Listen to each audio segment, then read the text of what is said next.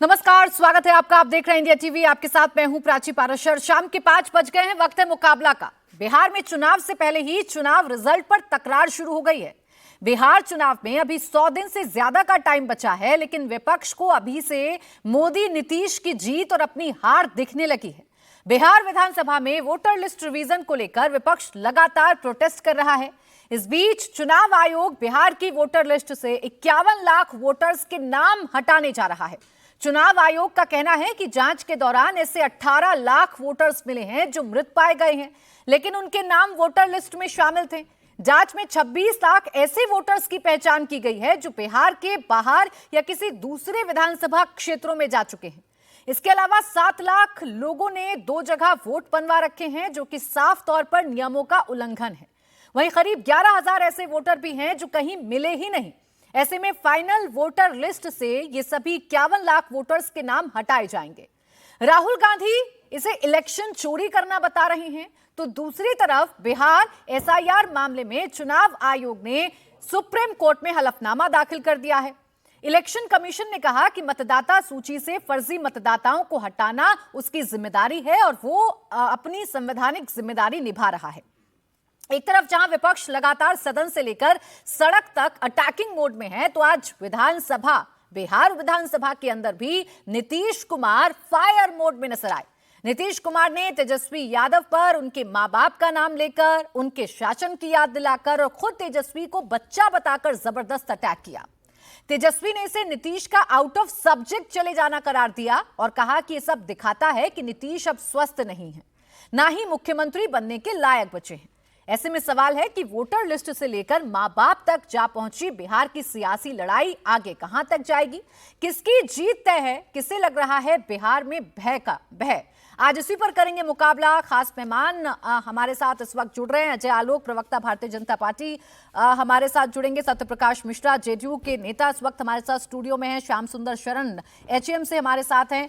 Anwar Pasha RJD के प्रवक्ता हमें ज्वाइन करेंगे। शोएब जमई एआईएमआईएम के प्रवक्ता और देव ज्योति वीआईपी के जो प्रवक्ता हैं वो हमारे साथ जुड़ रहे हैं। बहुत बहुत स्वागत है आप सभी का हमारे साथ इस चर्चा में जुड़ने के लिए। मैं सत्यप्रकाश जी आप ही से शुरुआत कर लेती हूँ। मुद्दा कोई भी हो, कुछ भी हो, ये जेडीयू को क्या हो गया है कि नीतीश कुमार जी, मुख्यमंत्री की गाड़ी तुम्हारे माँ बाप से आगे बढ़ती ही नहीं है। क्यों तेजस्वी यादव पर बार बार 2005 से पहले के बिहार को देखकर अटैक किया जाता है, जबकि आज तो एसआईआर पर चर्चा हो रही थी।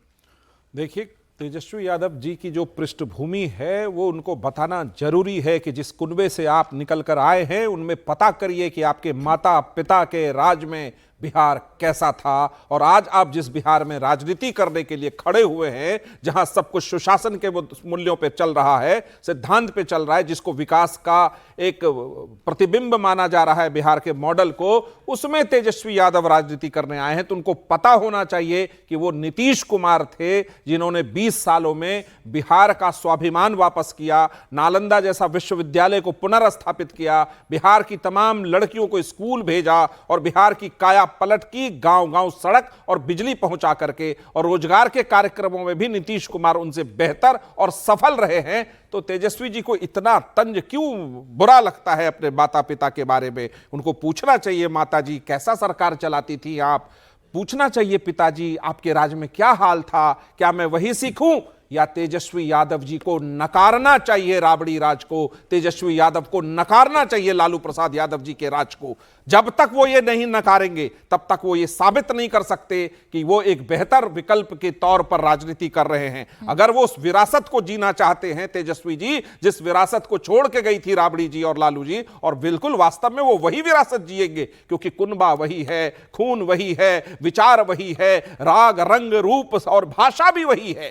तो वैसी राजनीति को एक बार आईना अगर नीतीश जी ने दिखा दिया सदन में कि आपके माता आपके पिता क्या करते रहे थे, तो इसमें दिक्कत क्या है? नहीं, सदन की प्रकाश जी देखिए, मुद्दा कोई भी हो, वहां तो एसआईआर पर चर्चा हो रही है ना। एकाएक मुख्यमंत्री उठते हैं और तुम्हारे माँ बाप का आईना दिखाने लग जाते हैं। चलिए, ऐसा नहीं लगने लगा है कि जैसे जीने के लिए ऑक्सीजन, गाड़ी के लिए इंजन, उतना ही जरूरी है नीतीश कुमार के लिए लालू राबड़ी को बार बार कोसना और ये बताना कि तुम्हारे माँ बाप के कार्यकाल में क्या होता था। एसआईआर पर चर्चा कर लेते। नीतीश जी जयप्रकाश नारायण जी के आंदोलन 74 की क्रांति से निकले हैं, इमरजेंसी के दौरान से निकले हैं, संपूर्ण क्रांति की उपज हैं, समाजवाद के मूल्यों के सिपाही हैं।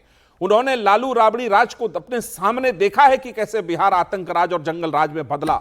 उसको उखाड़ फेंक करके उन्होंने सुशासन का राज स्थापित किया, तो वो दर्द उनके मन में रहेगा कि मेरा बिहार पिछड़ गया, जबकि बेंगलोर आगे बढ़ रहा था, जब सॉफ्टवेयर का दौर चल रहा था दुनिया में और अलग अलग राज्यों में ये क्रांति चल रही थी आईटी इंडस्ट्री की। उस समय लालू जी का क्या बयान था कि नहीं, बिहार को इसकी जरूरत नहीं है। तो उस दंश को झेला है नीतीश कुमार ने, वो दर्द उनसे बार बार जरूर निकलेगा कि मेरा बिहार को बनाने में जो समय मैंने 20 साल लगाया है, आपके माता पिता ने पीछे रख दिया बिहार को। बिहार बहुत पहले। बिहार के बारे में चर्चा कीजिए, मौजूद जो मुद्दे हैं उन पर चर्चा करिए। आप एसआईआर पर चर्चा कर लीजिए, जिस पर तेजस्वी यादव चर्चा करना चाह रहे हैं। एक पॉइंट आना चाहता था कि एसआईआर पहली बार जब आखिरी बार हुआ था बिहार में, आदरणीय राबड़ी देवी जी मुख्यमंत्री थी। उस समय तेजस्वी जी कितने छोटे थे मुझे भी इसका एहसास नहीं है। तो वो पूछ आते कि आपने एसआईआर क्यों होने दिया था राबड़ी जी, अब हो रहा है तो हम क्यों विरोध करें, आपने होने दिया और हम विरोध करें। वाह, कड़वा भी मेरा, मीठा भी मेरा, खट्टा भी मेरा। तो तेजस्वी यादव जी के पास, उनकी पार्टी की विरासत के पास वो नैतिक आधार नहीं है कि वो नीतीश कुमार जी के किसी भी प्रश्न पर अपनी नैतिकता को साबित कर सके। नीतीश कुमार जी के पास अपनी नैतिकता है, नहीं मुद्दा है। एसआईआर पे मैं एक लाइन बोलना, एसआईआर पे मैं बार-बार बता रहे हैं कि एसआईआर पर एक लाइन एसआईआर पर। प्राची जी, चुनाव आयोग संवैधानिक संस्था है, उसने तय किया कि उस बिहार में एसआईआर कराएगा और पारदर्शिता के साथ वो कह रहा है कि इतने लाख वोटरों को इन कारणों से हटाया जाएगा। इसके बावजूद अगर एक जेन्युइन वोटर का नाम हटा है, वो सामने आकर बताए, चुनाव आयोग को उसका नाम दर्ज करेगा चुनाव आयोग। ये बात ठीक नहीं है, वो लोग भ्रम फैला रहे हैं। पाशा जी, आप सर को पकड़े रहिए। नीतीश कुमार अपने काम को पकड़कर, अपने काम का बखान करके वोटर्स को पकड़ने की कोशिश कर रहे हैं। देख लिया आज आपने विधानसभा में, आप आज की कितनी भी बात कीजिएगा, वो नहीं भूलेंगे आपको ये बताना कि 2005 से पहले का बिहार कैसा था, तेजस्वी यादव के मां बाप के कार्यकाल कैसा था। प्राची जी, नीतीश कुमार जी के लिए आज की जनता को ऑफर करने के लिए कुछ नहीं है। हर फ्रंट पर नाकाम रहे, असफल रहे हैं। समाजवाद का जो विचारधारा समाजवाद की रही है, उसको तिलांजलि देकर के आरएसएस के गोद में जाकर बैठे हुए हैं जेडीयू के लोग और नीतीश कुमार जी। ये क्या बात करेंगे? हमारा जो लक्ष्य है वो सामाजिक न्याय है, हमारा लक्ष्य है लोकतंत्र की रक्षा करना, हमारा लक्ष्य है। और हमने एसआईआर पर चाहे कुछ भी हो, बिहार का एक भी जो नागरिक है वो उसको हम वोटर लिस्ट से बाहर नहीं निकलने देंगे। जिनकी साजिश है कि लोकतंत्र को खत्म करना चाहते हैं, जो लोकतंत्र को जिंदा रखने का, लोकतंत्र का सारा आधार जो है वो है इलेक्शन पर। डेमोक्रेसी का सारा आधार इलेक्शन पर है।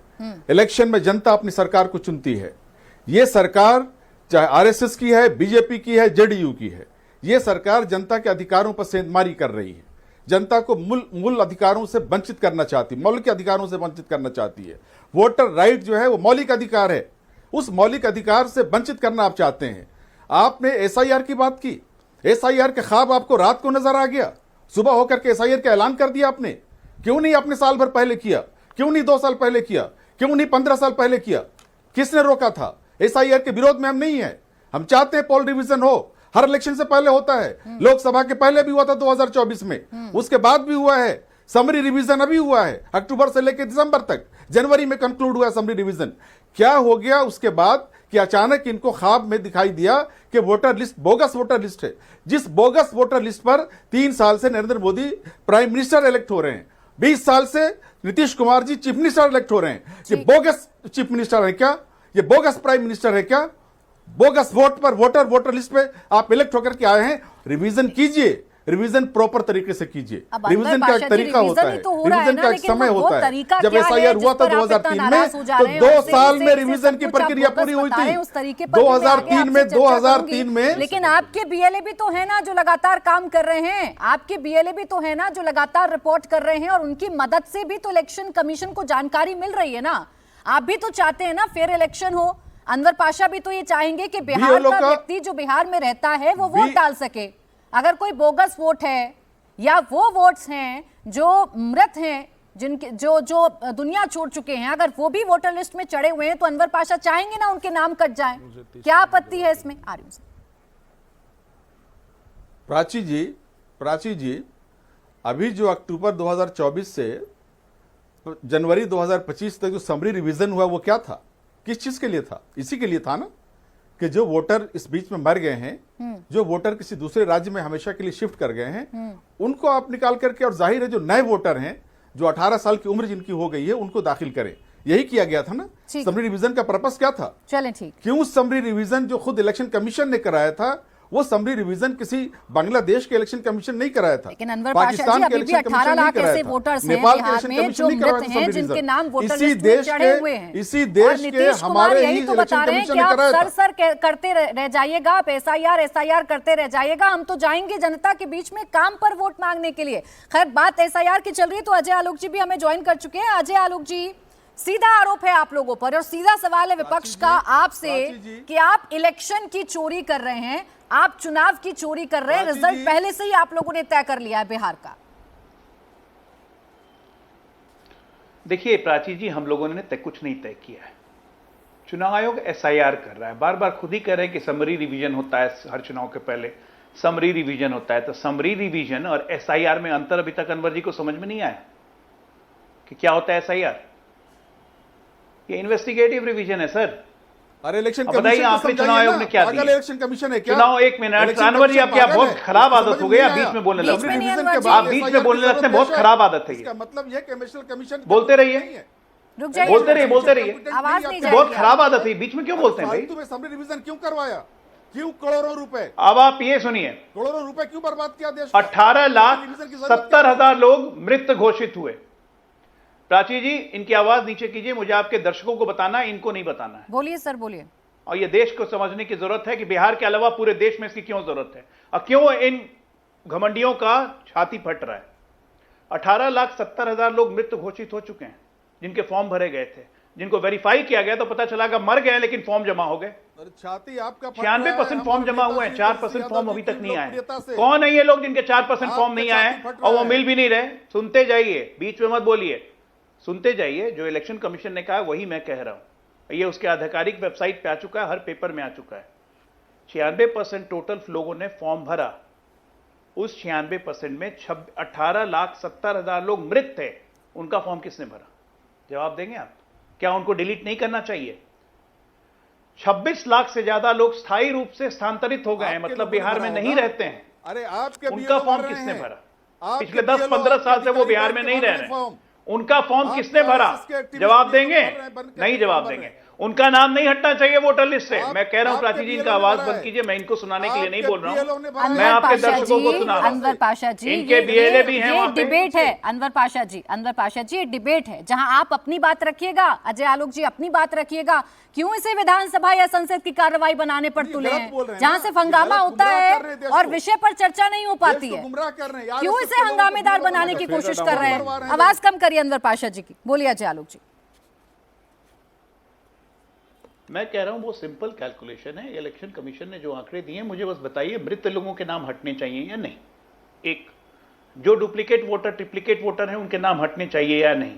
2, तीसरा, जो स्थानांतरित हो गए हैं 10-15 साल से ज्यादा बिहार में रह ही नहीं रहे, 3 चुनाव से वोट नहीं दिया है, उनके नाम वोटर लिस्ट में, उनके नाम हटने चाहिए या नहीं। 3 पॉइंट है। इसी 3 पॉइंट पे इलेक्शन कमीशन ने अपना डेटा जाहिर किया है। 18,70,000 लोग मृत हैं, उनका भी फॉर्म भर दिया गया भाई साहब। 26 लाख से ज्यादा लोग स्थानांतरित हो गए, पिछले 2 चुनाव में उन्होंने वोट नहीं किया, उनका भी नाम फॉर्म भर दिया। 7.5 लाख लोग कई जगह पे डुप्लीकेट और ट्रिप्लीकेट पाए गए, उनका नाम हटाया जाएगा कि नहीं? और 11,484 लोग जिनका फॉर्म भर गया वो मिल ही नहीं रहे पते पे, और 4% लोगों ने फॉर्म ही नहीं भरा। क्या गलती है इलेक्शन कमीशन की? क्या गलती अब इलेक्शन कमीशन की? ये देश की जनता बताए, इनको क्यों दर्द हो रहा है?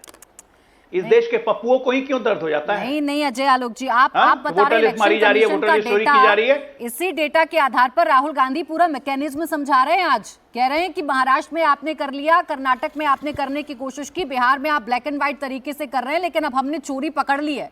और हम एक्सपोज करके रहेंगे कि आप जानबूझकर बस, वोटर्स का राहुल गांधी डिलीशन को करते प्राची हैं और जी। जानबूझकर ऐड करते हैं।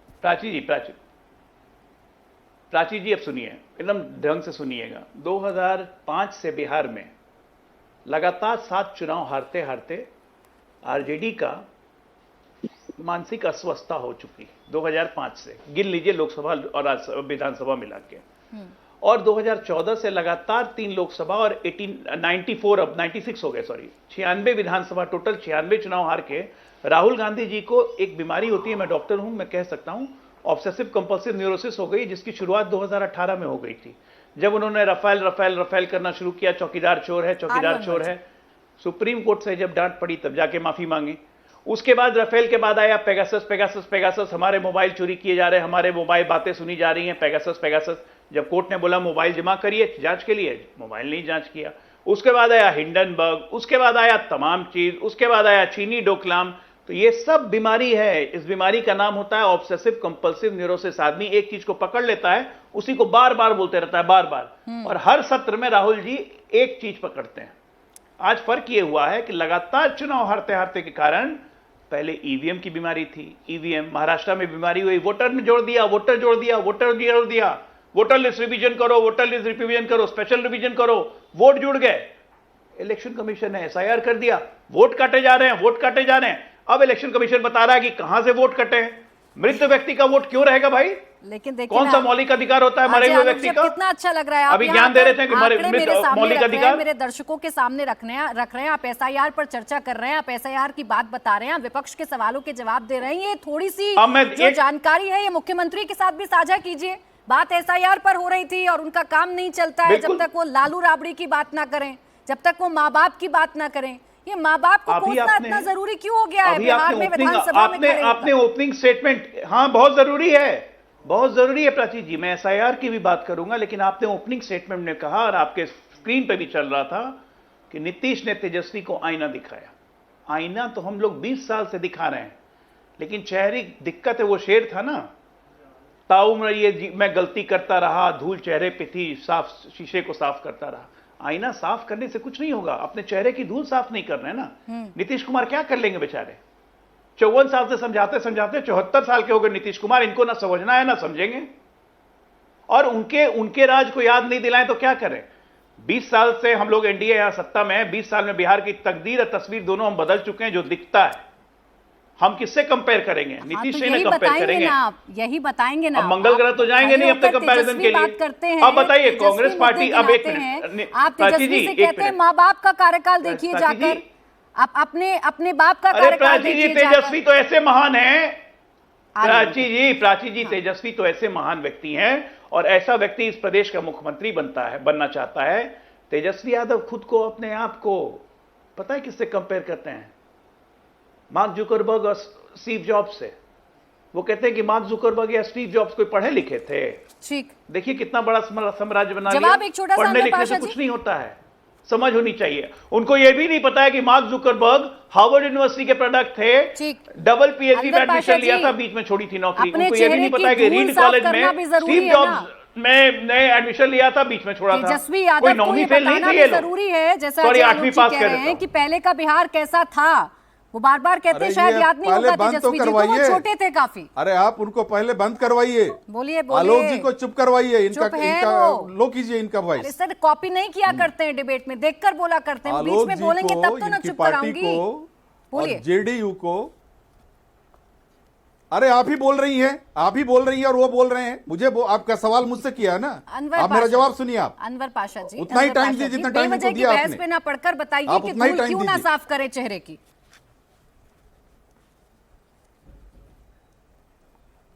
आलोक जी को डेमोक्रेसी फोबिया हो गया है, उस तरह की बीमारी से ग्रस्त हैं। संविधान फोबिया हो गया है, संविधान बर्दाश्त नहीं है इनको, डेमोक्रेसी बर्दाश्त नहीं है। ये कोई बीमारी नहीं होती है मेडिकल जनता की लोकतांत्रिक अधिकारों को, अरे चुप रहिए, बीमारी से ग्रस्त हैं, चुप रहिए। जनता के लोकतांत्रिक मेडिकल टर्म्स में कोई बीमारी नहीं है यार, बीमारी बोलना ढंग से बोलिए ना। ये सारे लोग लगे हुए हैं बिहार की जनता से। अरे दवा खा के आइए, बीमारी जो है आपको जो बीमारी है, षड्यंत्र की बीमारी है आपके अंदर। लोगों के लोगों के डेमोक्रेटिक अधिकारों को अब छीनना चाहते हैं। एसआईआर क्या है जानते हैं आप?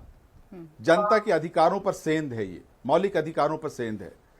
ये इसकी क्रोनोलॉजी समझिए। आप जाकर के अपने होम मिनिस्टर से क्रोनोलॉजी समझ लीजिए। पहले आप वोटर लिस्ट से नाम निकालेंगे लोगों का। 50% लोग ऐसे हैं जो वो डॉक्यूमेंट सबमिट नहीं कर सकते, जो डॉक्यूमेंट मांगा जा रहा है इलेक्शन कमीशन की ओर से। लोगों के फॉर्म को भर करके जबरदस्ती डेटा पूरा करने के लिए बीएलओ के जरिए, जो जिसमें आरएसएस के ही लोग हैं सारे, वो बीएलओ फॉर्म भर के जमा कर रहे हैं। अरे इतनी पुख्ता जानकारी अनवर पाशा जी आपके पास है कि आरएसएस के लोग हैं और जमीन पर क्या हो रहा है, तो आप यहाँ डिबेट में आके बताने से अच्छा है आपके पास है ना जानकारी। ये एसआईआर से इतना डर क्यों रहे?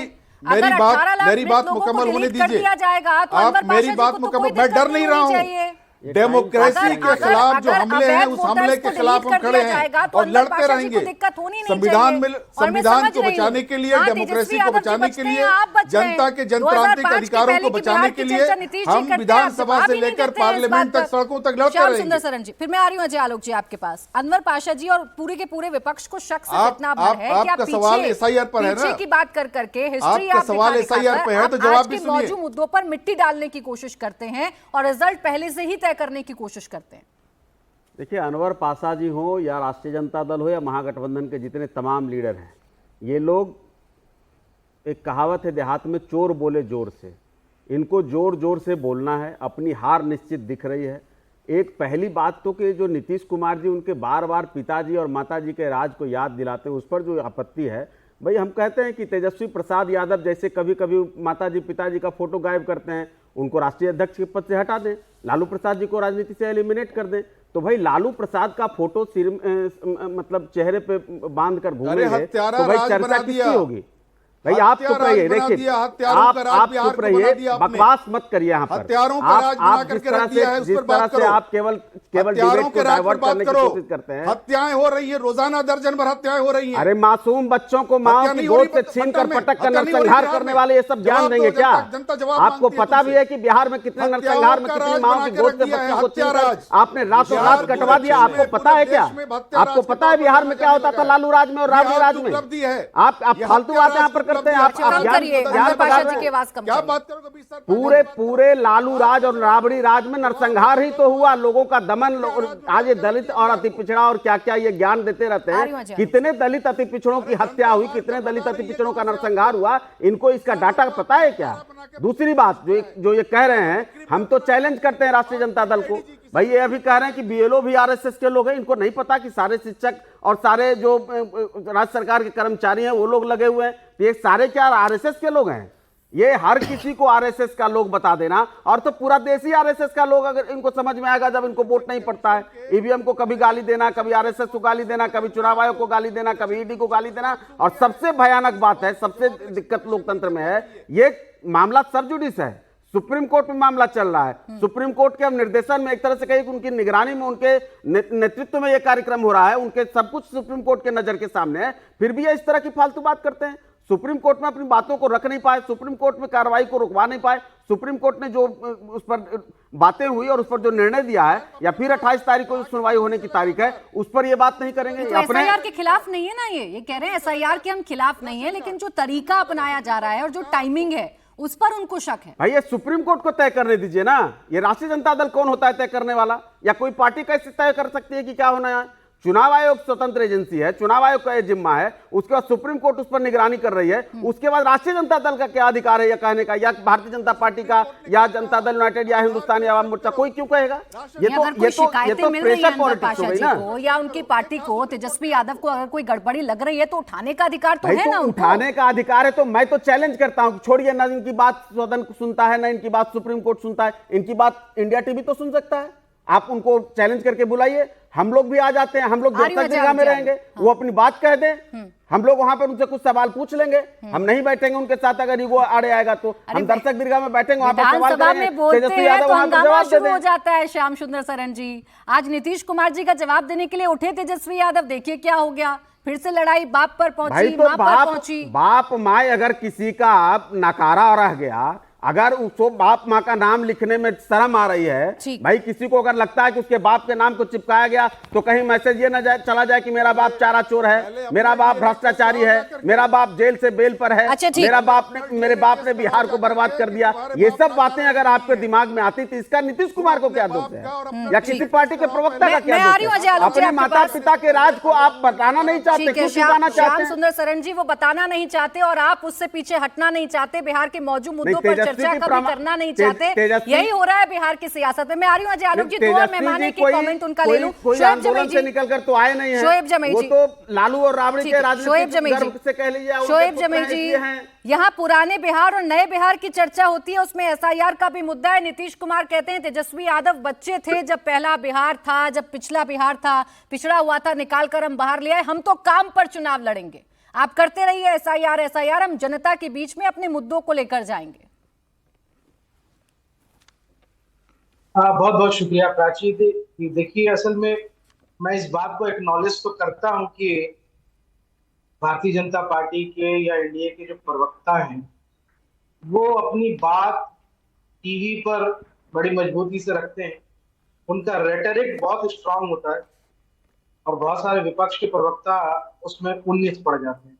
ये बात ठीक, टीवी पर वो बोलने के लिए बहुत ट्रेंड है, बहुत अच्छा बोलते हैं, बहुत शानदार बोलते हैं, लेकिन एक अदालत जनता की भी है। और जो गांव खेड़ों में, गली मोहल्लों में बैठ करके जो लोग टीवी देख रहे हैं, जो जनता, वो भी समझती है कि एक्टिंग करना क्या होता है, राजनीति क्या होती है, सच्चाई क्या है।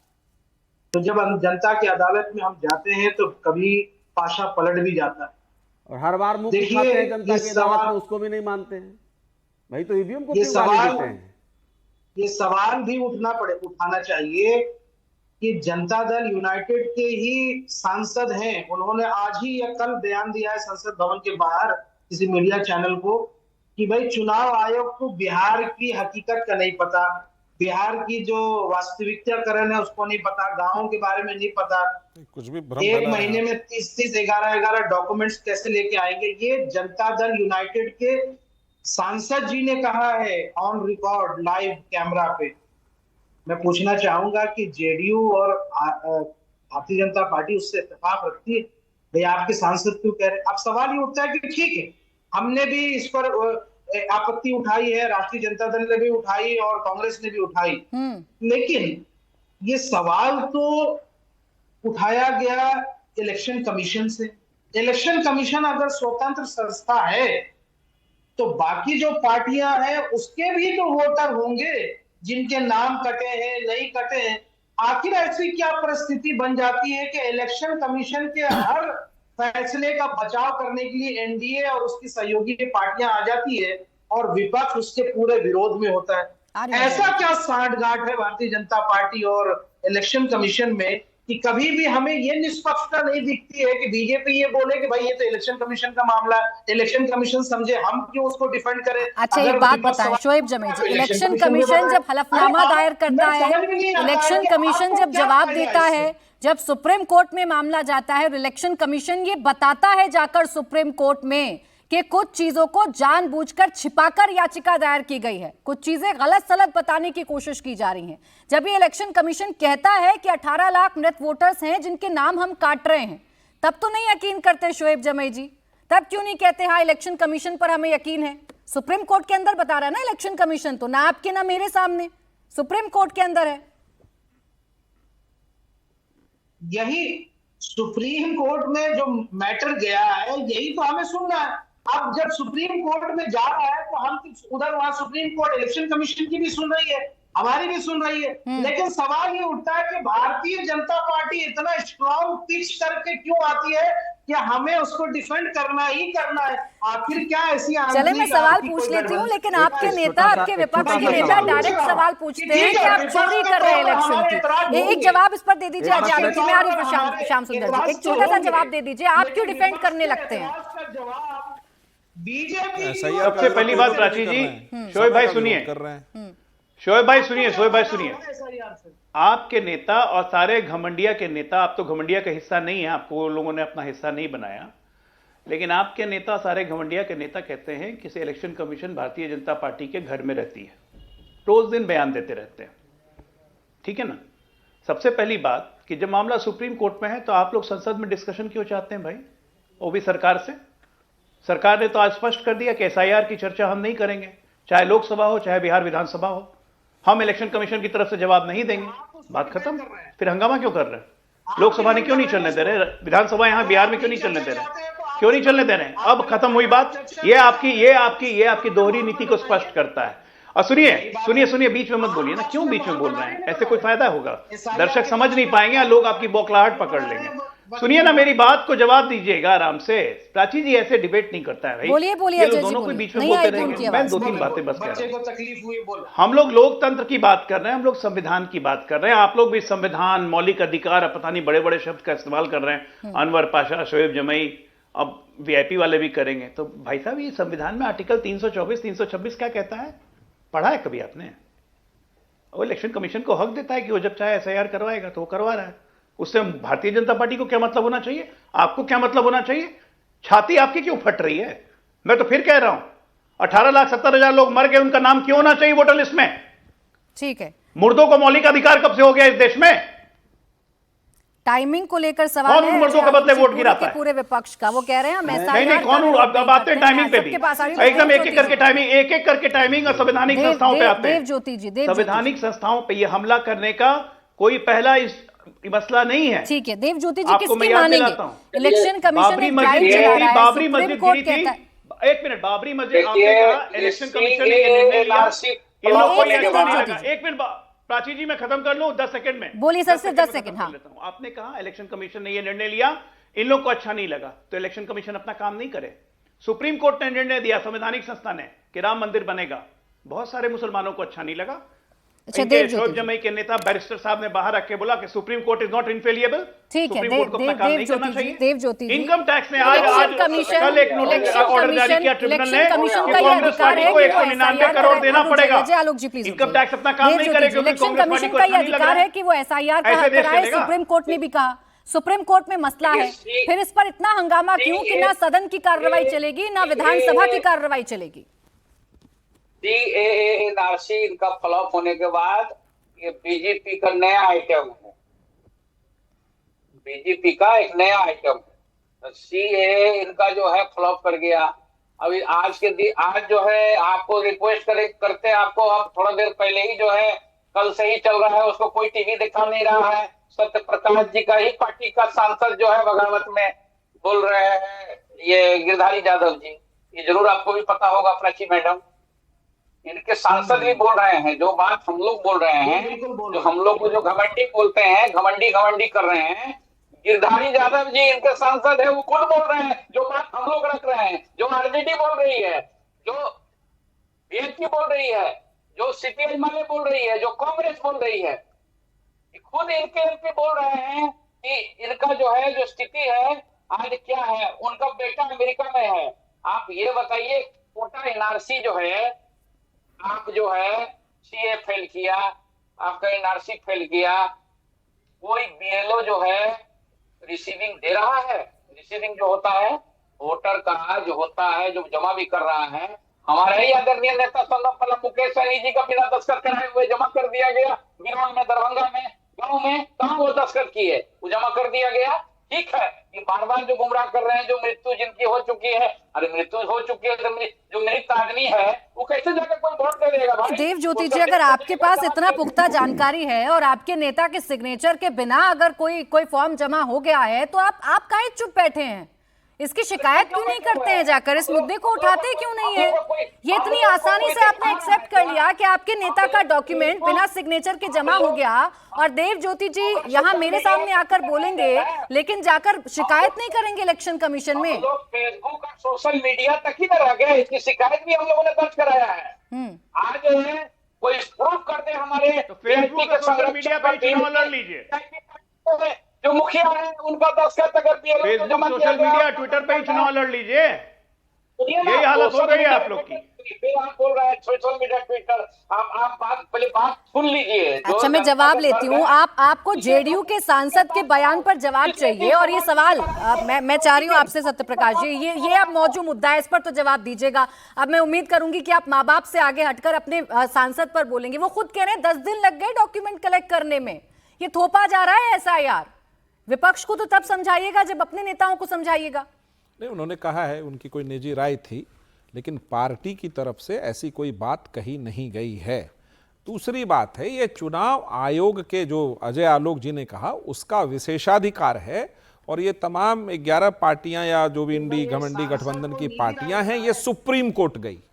तो मेरा एक सवाल है इस देश में, संवैधानिक सवाल है कि क्या इस देश में वो होगा जो सुप्रीम कोर्ट आखिरी बार कहेगा या चुनाव आयोग तय करेगा? जब सब लोग वहां पहुंच गए तो सुप्रीम कोर्ट ने कहा एसआईआर जारी रहेगा, और एसआईआर जारी है। ये सुप्रीम कोर्ट को कन्विंस नहीं कर पाए कि क्यों नहीं होना चाहिए एसआईआर। तो ये पार्टियां क्या चाहती हैं कि ब्रह्मा विष्णु महेश भी एक साथ आकर के राहुल जी को, तेजस्वी जी को, बाकी को समझाए कि एसआईआर एक प्रगतिशील प्रोसेस है, एक प्रक्रिया है, होना चाहिए, तो भी ये मानने को तैयार नहीं है। ये क्या चाहते हैं प्राची जी? राहुल गांधी जी को तो बचपन से देखा होगा कि टीएन शेषन घर पे दरवाजे पर आकर सलाम बजा रहे हैं। प्लीज, टीएन शेषन घर पे दरवाजे पे सलाम बजा रहे हैं। वो एक गिल साहब थे, वो भी घर के दरवाजे पे सलाम बजा रहे हैं। दोनों थे चुनाव आयुक्त, मुख्य चुनाव आयुक्त, दोनों को लाया राजनीति में राहुल जी के पार्टी ने। तो वो चाहते कि एक दफ्तर चुनाव आयोग का मेरे घर में, राहुल जी के घर में, एक दफ्तर तेजस्वी यादव जी के घर में, एक दफ्तर बाकी बचे पार्टियों के घर में खोल दे, और वहां जो ये लोग बताते रहे वो चुनाव आयोग करे, तब सब संवैधानिक लगेगा इनको। सुनिए, ये कांग्रेस का राज नहीं चल रहा है कि जब चाहे संविधान उठा ले, जब चाहे संविधान पे चले, जब चाहे संविधान पे नहीं चले। ये लालू राज नहीं चल रहा है कि डुगडुगी बजा करके जब चाहे कहे कि ना तुम लोग वोट दे दे हमको आएगा तो तुम मत आना, हम खुदे ले लेंगे। इस तरह का राज नहीं चल रहा है। कि जब बिहार में पहली बार वोटर आईडी की बात आई 95 के 94 के आसपास, तो लालू प्रसाद यादव जी ने प्रमुखता से मुखर होकर के उस समय के चुनाव आयुक्त को जाके इलेक्शन कमीशन में टॉफी खिलाया। ये आप चेक कर लीजिएगा, टॉफी खिलाया कि नहीं? बिल्कुल नहीं होना चाहिए वोटर आईडी। ये वोटर आईडी के विरोध करने वाले लोग, लोकतंत्र में बूथ कब्जा करने वाले लोग, पाशा जी हमें बताएंगे लोकतंत्र क्या होता है। इनके पार्टी का एमएलए और एमपी उनके खिलाफ कोई खड़ा होता था, उसके घर पे बम फिकवा देते थे ये लोग। ये बताएंगे कि क्या होता है लोकतंत्र? नहीं प्राची जी, रुक जाइए। पाशा साहब लोकतंत्र पर प्रवचन दे रहे थे। मैं चुनाव आयोग के पक्ष और विपक्ष में खड़ा नहीं हूं, मैं संविधान के पक्ष और विपक्ष में खड़ा हूं। सत्यप्रकाश जी, जेडीयू की कोई बात लालू यादव और राबड़ी देवी के बिना खत्म हो जाए, ऐसा तो हो नहीं सकता। अब राजनीति में वो पोस्टर लगा के घूमते हैं दोनों का। मैं आपके सांसद पर सवाल पूछूं तो आप ये कह देते हैं वो उनकी निजी राय हो सकती है। आपने उनसे पूछा कि आपने ऐसा बयान सार्वजनिक तौर पर क्यों दिया? उन्होंने सदन के बाहर अपनी कोई व्यथा बताई है और कहा भी है कि मेरी निजी राय है, पार्टी की राय नहीं है, लेकिन पार्टी ने ऐसी राय दी नहीं है। पहली बात, हम संवैधानिक मूल्यों के लिए खड़े होते हैं, और विपक्ष की तमाम पार्टियां, कांग्रेस में तो ठप्पा लगा हुआ है, संविधान हाथ में लेकर घूमो और दिन भर उसके धारा को फाड़ के फेंकते रहो, उसकी सुनो नहीं। क्या चुनाव आयोग और सुप्रीम कोर्ट वो जो तय करेगा वो होगा, या बैठ करके टीवी डिबेट से लेकर के राहुल गांधी सड़कों पे जो बोलेंगे वो कहेंगे? मैं आखिरी लाइन बोल दूं, कितनी दिक्कत हो रही है? 10 सेकेंड। बिहार का कोई आम आदमी नहीं आया चुनाव आयोग के दफ्तर ये शिकायत लेकर, ये प्रदर्शन करने कि आप एसआईआर बंद करिए। वो तो उत्साह में, लोकतंत्र तो बिहार में सबसे पहले आया ना। दुनिया में गणतंत्र की संकल्पना सबसे पहले किस राज्य में आई? बिहार में लिच्छवी गणतंत्र आया, तो वहां का वोटर तो उत्साहित है, वो ज्यादा मैच्योर्ड है, वो अपना नाम कटने नहीं देगा। एक लाइन। राहुल गांधी जी के साथ क्या हुआ है? हताशा, निराशा, एक भूत घुस गया है। वो भूत निकालने वाला तांत्रिक यदि तेजस्वी जी के पास से तो निकलवाएं, उनको समझ ही नहीं आ रहा है देश संविधान से चल रहा है। वो सोच रहे नहीं कांग्रेस परिवार का देश है, उस हिसाब से चले। दोनों एक ही मुद्दा उठा रहे हैं ना। तेजस्वी यादव जी तो आज विधानसभा में खड़े होकर भी यही मुद्दा उठाने की कोशिश कर रहे थे। रही बात आपकी, तो मैं अनवर पाशा जी रिस्पॉन्ड करते फिर आ रही हूँ। पाशा जी दिल्ली में रहते हैं, पूछे उनका वोटर कहाँ का है, पूछे उनसे। अनवर पाशा जी दिल्ली में रहते हैं, पूछे वोटर आईडी कहाँ का है उनका। उनका कटा क्या नाम बिहार के हैं कि दिल्ली के वोटर है, पूछ लीजिए आज। बताइए आप इसमें शामिल हुए हैं प्रक्रिया में कि नहीं? कहां के वोटर है पूछिए तो। बताइए कहां के वोटर हैं? सत्यप्रकाश जी की बौखलाहट मेरी समझ में आ रही है, सब लोग समझ रहे हैं। वोटर तो बताइए कहां के हैं। मनुवाद पर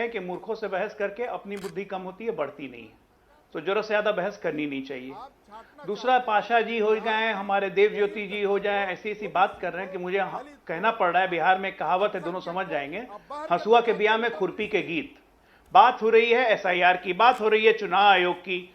एक को मनुवाद आ रहा है, दूसरे को याद आ रहा है सीए एनआरसी। अरे चुनाव आयोग संवैधानिक संस्था है जिसको नागरिकता तय करने का कोई अधिकार नहीं है, यह काम गृह मंत्रालय का है। किसी की औकात नहीं है इस देश में, इम्पॉसिबल है कि अगर आप नागरिक हैं तो आपका नाम वोटर लिस्ट से कट जाए, यह कोई नहीं कर सकता है। और किसी की औकात नहीं है कि मरे हुए आदमी का नाम वोटर लिस्ट में रहने दे, स्थानांतरित आदमी का नाम वोटर लिस्ट में रहने दे, डुप्लीकेट और ट्रिप्लीकेट आदमी का नाम वोटर लिस्ट में रहने दे। अब ये किसी की औकात नहीं होगी। क्या दिक्कत है भाई? आज पाशा जी इतना चिल्ला रहे हैं, एमआई अपना चिल्ला रहे हैं, दलित पिछड़ा, दलितों का नरसंहार, बथानी टोला, नरसंहार टोला, देना टोला में जब दलितों को काटा था लालू यादव के मुख्यमंत्री रहते हुए, तब दलित याद नहीं आए थे? अरे आपको तो यादव भी नहीं आए थे। अभी मोतिहारी में अजय यादव का गला काट दिया मुसलमानों ने मुहर्रम की भीड़ में, तब आपको तो यादव भी नहीं याद आए। ना तेजस्वी को याद आए, ना लालू को याद आए, ना अनवर पाशा को याद आए, ना देव ज्योति को याद आए। यादव को याद कर लेते भाई। एक निषाद भाई को काट दिया बिहार शरीफ में, निषाद भी नहीं याद आए। गजब प्यार है आप लोग का। थोड़ा सेंस बात कीजिए ना, जनता सुनती है। नहीं तो अजय करोड़ों जनता सुनती है। अजय आलोक जी, बिहार का चुनाव सोशल मीडिया में चलता है। और जब जानते हैं कि हार सुनिश्चित है तो अपने वजूद के खोने का खतरा है। ये कहिए। एक सवाल का जवाब शोएब जमाई सुप्रीम कोर्ट पे सवाल उठाएंगे, संवैधानिक संस्था नहीं है। और कांग्रेस बिहार इनकम का टैक्स पे चुनाव सवाल लड़ने उठाएगी, के लिए- 199 करोड़ हमसे क्यों मांग ली अजय है, आलोक जी। और ये इलेक्शन कमीशन पे सवाल अजय आलोक उठाएंगे। जी, क्या गजब हालत बिहार का है। चुनाव देश इन लोगों के लड़ने हिसाब से, पप्पुओं के अभी हिसाब से भी- देश चलेगा? अजय आलोक जी, क्या बिहार का चुनाव लड़ने के लिए अभी भी लालू राज, तेजस्वी के माता पिता के कार्यकाल का काम और एसआईआर वोटर लिस्ट में घटाना बढ़ाना, यही दो हथियार हैं क्या सिर्फ? ये हथियार नहीं है, ये हमारे कोई हथियार नहीं है। हमारा 20 साल का काम बोलता है। 2005 से 2010 गए थे ना, तो हमारी सीटें 143 से बढ़ के 206 हो गई थी। 2015 में भी जब इनके साथ लड़े थे, आरजेडी के साथ, जेडीयू और आरजेडी, नीतीश कुमार की क्रेडिबिलिटी के कारण हम 180 पे थे। इनका तो तिया पांचा हो गया था, पोस्टमार्टम होना बाकी था। नीतीश कुमार ने वेंटिलेटर से निकाल लिया इनको 2015 में। 2020 में भी बीजेपी जेडीयू लड़ी थी मिलके, हम फिर से 136 पे पहुंचे थे। 2024 के लोकसभा चुनाव में 30/40। ये ऐसे नहीं आता है प्राची जी। ये लालू का चेहरा दिखा के एसआईआर करके नहीं आता है, ये अपने काम से आता है, जो डबल तो इंजन इसीलिए काम कर जरूरी रही है ना कि लालू यादव जी और राबड़ी देवी के कार्यकाल को आप लोग 14 जिंदा लाख रखे करोड़ हुए रुपए बिहार को दिए हैं। विधानसभा 14 में लाख चर्चा करोड़। एसआईआर पर होगी, जिसके कारण लेकिन नीतीश नीतीश जी कुमार इतना उठकर डेवलपमेंट कर बोलेंगे पाए। अपने माँ बाप का कार्यकाल देखे हो, तब तुम बच्चे थे, हम बताते हैं उस वक्त क्या स्वाभाविक था। है। एक मिनट बताइए मुझे, एक बार बताइए, रामायण बिना रावण के कंप्लीट हुई है? तो बिहार की स्टोरी में सबसे बड़ा रावण लालू यादव है, उसके बिना बिहार की कहानी कंप्लीट नहीं इस पर होती है। बहुत छोटा जवाब ये अनवर बात पाशा जी मानिए। दीजिएगा, फिर आ रही हूं श्याम जी आपके पास, फौरन आ रही हूं। अनवर पाशा जी, इस पर दीजिएगा जवाब जो अभी बोला अजय आलोक जी ने। पिछले बिहार की तस्वीर दिखाना जरूरी है ताकि बताएं कि 20 साल में हमने क्या किया। ये और गॉडसे रामायण के बिना रावण समर्थक नहीं होती, उसी तरह बिहार बिना रावण लालू की के बात नहीं कर होता रहे है। हैं। गॉडसे के समर्थक हो आप, सब लोग गॉडसे के समर्थक हो, गांधी के हत्यारे हो, राष्ट्रपिता के हत्यारे हो। मनुवाद, आप बात करोगे रावण एक तो की, भूल गए। आप बात करोगे रामायण वोटर की, लिस्ट भूल गए, आप बात करोगे मनुवाद राम और गॉडसे। की। अरे आप तर्क लोग है ही गॉडसे नहीं, के मैंने कहा ना, समर्थक चाणक्य के गए हैं, हैं। गॉडसे के मूर्खों से पुजारी ज्यादा हैं आप बहस लोग, नहीं करनी चाहिए, गांधी अपनी के बुद्धि हत्यारों कम के हो साथ खड़े हैं आप लोग। आप बात कीजिए उस जंगल राज की, शहाबुद्दीन अमर जिस रहे जंगल वाले राज लोग का आगाज दूसरों किया को था ना आपके बताएं गॉडसे हम ने। इसके समर्थक हैं। गॉडसे हम था। गांधी के मूल्यों पे अच्छा, चलते हैं। चलिए, उन्हें बोलने गांधी दीजिए। के मूल्यों पे चलता है। ये ठीक नहीं, अनवर पाशा जी को थोड़ा बोलने भारत दीजिए। में वो गॉडसे आपका, अनवर पाशा जी आपका बोलिए। आइडियल है वो गॉडसे। अनवर पाशा गॉडसे जी के बोलिए। पुजारी हैं आप लोग, गांधी के हत्यारे। शौक पूरा सारे करने दीजिए। हत्यारों के अच्छा ठीक, सारे अनवर हत्यारों को अपने पाशा पार्टी जी, में रखते हैं। अनवर पाशा और जी, वो सांसद विधायक अनवर बनाए पाशा जाते जी, हैं। एक सीधा सवाल मैंने आपसे सिर्फ पूछा था। रुक जाइए सत्यप्रकाश जी, रुक जाइए। एक सीधा सवाल मैंने आपसे पूछा था, मैंने एक सीधा सवाल आपसे पूछा था अनवर पाशा जी, एक ही सवाल आपसे पूछा था कि क्यों ना सत्ता पक्ष 2005 से पहले की बिहार की बात करे। बिहार कैसा था कंपैरिजन करके बताएगा, उसमें दिक्कत क्या होती है आप लोगों को? उसे जी क्यों चुराने लगते हैं अनवर पाशा जी? प्राची जी आप मुझे कम से कम 50 सेकंड का समय दीजिए। बोलिए जिस बोलिए तरह बोलिए, आपने कोई दिया नहीं है बोलेगा, दूसरे माइक कट रखिएगा स्टूडियो की, बोले। जो स्थिति आज बिहार की है, आप एनसीआरबी का रिकॉर्ड उठा करके देखिए प्राची जी, वो रिकॉर्ड क्या कहता है। बिहार आज कहाँ खड़ा है, बिहार अपराध में कहाँ खड़ा है, बेरोजगारी में कहाँ खड़ा है, हत्या में कहाँ खड़ा है, शिक्षा की दुर्गति बिहार में आज क्या हो गई है। ये कौन सा राज है? ये महाजंगल राज है। आज इसका जवाब सरकार को देना चाहिए। 20 साल पहले जाकर के आप बच नहीं सकते अपनी जिम्मेदारियों से। आपको जवाब देना होगा। जनता आज के बिहार की जो दशा है उस पर आपसे जवाब मांग रही है। दीजिए अब श्याम रही सुंदर बात जी। हमारे नेता श्री तेजस्वी 20 यादव साल जी पहले की छवि उन्होंने दिखाकर अपना आप आज के पराक्रम बिहार को थोड़ी ना 2020 के झुठला इलेक्शन में दीजिएगा। दिखा दिया था। जो बोला अनवर बिहार पाशा जी के ने उसमें तो सबसे कुछ गलत पॉपुलर नहीं है नेता ना। के तौर पर हमारे नेता श्री तेजस्वी प्रसाद यादव जी ने अपनी छवि कायम कर अब ली हो है। गया। इसी से हताश है यही तो भाजपा, बात है ना इसी अनवर से पाशा हताश जी। है नीतीश कुमार सवाल जी। लालू यादव इसीलिए वो राबड़ी आज देवी की पर बात नहीं पूछूं, कर रहे आप हैं। सिर्फ आज तेजस्वी से पर ही 20 साल जवाब पहले की देते बात हैं। करके अपनी इसीलिए जिम्मेदारियों से सत्ता बचना पक्ष फायदा चाहते हैं। उठाता है कि आप जी चुराते हैं उस कार्यकाल से। अब रुकिए थोड़ी सी अब आवाज इनका डाउन करें। आवाज बोले डाउन श्याम करिए सुंदर। थोड़ा सा, हमको 1 मिनट का समय चाहिए। बहुत देर से बोले अभी बोलिए, रिलीज हुआ है। देखिए 2-3-4 इलेक्शन चीजें। कमीशन ऑफ इंडिया का प्रेस नोट है। जो मैं 18,70,000 कह रहा था वो 20 लाख हो गए मृत व्यक्ति। ठीक है, पढ़ेंगे अभी अनवर पाशा जी इसको। बोले श्याम सुंदर जी। हार्ट अटैक नहीं हो जाए आपको। बोले श्याम देखिए सुंदर जी। अनवर पाशा जी ने तो एक जवाब दिया नहीं सत्यप्रकाश जी का कि वोटर कहाँ के हैं बता दें या कई जगहों के हैं ये भी बता दें। ये बताया नहीं, छुपा गए। देखिए 2-3 चीजें हैं। ये तमाम जो चुनाव आयोग को गाली देने वाले लोग जो यहाँ टीवी स्क्रीन पर बैठे हैं ये बोल रहे हैं कि 11 डॉक्यूमेंट्स, अगर इनको पूछ दे 11 डॉक्यूमेंट्स कौन कौन से हैं तो एक भी नहीं बताएंगे। 11 डॉक्यूमेंट्स में भाई जाति प्रमाण पत्र मांगा गया बिहार में। अब ये बताएं कि SC ST हो, अति पिछड़ा के लोग हों जो चुनाव लड़ते हैं जाति प्रमाण पत्र पे, या नौकरियों में, या पिछड़े लोगों को भी, तो जाति प्रमाण पत्र कैसे बनता है, किसके पास नहीं होगा। और भी कई चीजें 11 डॉक्यूमेंट्स अब कोई नहीं है। हमको तो हद लगता है सत्यप्रकाश जी की पार्टी को भी गिरधारी यादव जी से पूछना चाहिए। उनके बेटे अमेरिका में रहते हैं और उनको 10 दिन डॉक्यूमेंट जमा करने में लग गए। भाई किस आधार पर वो अमेरिका गए? एक मैट्रिक का सर्टिफिकेट देना था, वहीं से डाउनलोड कर देना था, कहीं आना जाना कुछ नहीं था। तो ये जो नैरेटिव सेट कर रहे हैं ये लोग, ये इन लोगों के पास जवाब है नहीं। दूसरी बात, ये अभी पाशा जी कह रहे हैं कि मनुवाद पर, पाशा जी मनुवाद पर बात कर रहे हैं। अगर हम शरीयत पर बात कर दें तो क्या हो जाएगा? अगर हम शरीयत पर एक शब्द भी बोल दें तो ये क्या करेंगे? ये मनुवाद पे करें? अरे बात ढंग की नहीं करते और ये किस तरह की भाषा देखिए इस्तेमाल करते हैं, क्या चाहते हैं। और अगर कोई जवाब देगा तो फिर ये कहेंगे कि ये संघी हो गया, तो ये RSS हो गया, तो ये फला हो गया, तो ढिमका हो गया। ये फालतू बात और बकवास करने वाले लोग अपना कागज नहीं दिखाएंगे, दिल्ली में बैठकर पटना का वोटर बने रहेंगे, पटना सहित आकर जाकर के बांका में भी जाकर वोट डालेंगे और इनका कागज नहीं मांगा जाएगा, इनका नाम नहीं काटा जाएगा। ये जो बोगस वोटिंग करने वाले, कभी बूथ लूटने वाले, ये सवाल अभी शोएब जमई कर रहे थे कि ये लोग क्यों चुनाव आयोग का पक्ष ले रहे हैं। अरे भाई आप लोग क्यों विपक्ष ले रहे हैं? आपको कैसे पता हो किसका नाम कटा? दूसरी बात कि इनके पास ये कहते हैं पूरे बिहार में हमारा संगठन है, अपने लोगों को खड़ा कर दो गांव गांव, जहां जहां जिनका नाम काटता है ये लो आप सवाल करिए। आप टीवी पर जाकर के हंगामा करेंगे लेकिन आपके पास कोई डॉक्यूमेंट्स नहीं होगा, आप वहां जाकर कुछ नहीं करेंगे। एक सेकंड शोएब जमी जी, आप बोल दीजिए सर, बताइए बोगस वोटर्स कट जाएं तो शोएब जमी भी चाहेंगे ना? नहीं, चलिए उस पर तो बहुत सारी डिबेट हो गई है। मेरा तो बहुत सिंपल सा सवाल है, क्योंकि हमारे मित्र बहुत प्यारे हैं अजय आलोक जी, उनसे सिर्फ एक सीधा सा सवाल है कि आज वो टीवी पर खुलेआम क्या बोल सकते हैं कि चुनाव के बाद बिहार में मुख्यमंत्री नीतीश कुमार रहेंगे? ये बीजेपी के प्रवक्ता खुलेआम टीवी पर बोलेंगे कि अगले मुख्यमंत्री जो है बिहार में नीतीश कुमार रहेंगे? अभी बोल दिया बिल्कुल रहेंगे। एनडीए के 5 घटक दल के प्रदेश अध्यक्ष पूरे प्रदेश में घूम घूम कर ढिंडोरा पीट कर बोल चुके हैं। अच्छा चलेंगे शोएब जमी जी, सवाल बोगस सारे वोटर पर जिलों में पूछा था, एनडीए का एक ऐसा कार्यक्रम सवाल हो गया पूछा जिसमें आप ही फंस गए। यहीं पर इतना ही वक्त था मेरे पास। बहुत बहुत शुक्रिया आप सभी का हमारे साथ आज की चर्चा में जुड़ने के लिए।